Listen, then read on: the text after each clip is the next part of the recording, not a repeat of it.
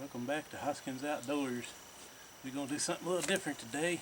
We got street sweeping, diesel done on the camera there, the man of many names.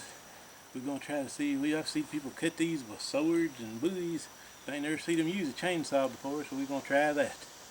So you can move back over that way a little bit so we won't get the camera wet. We'll see if we can do it. We're going to see if we can make it happen.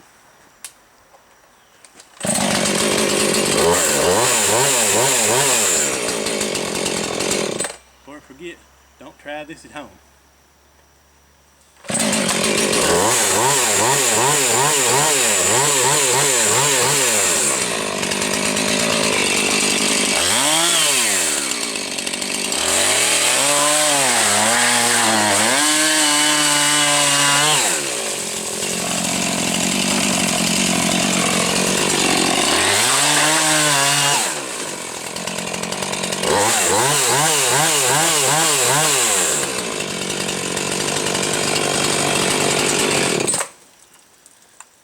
That seemed to work pretty good.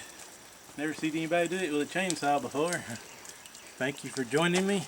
Stay sharp. Hoskins out.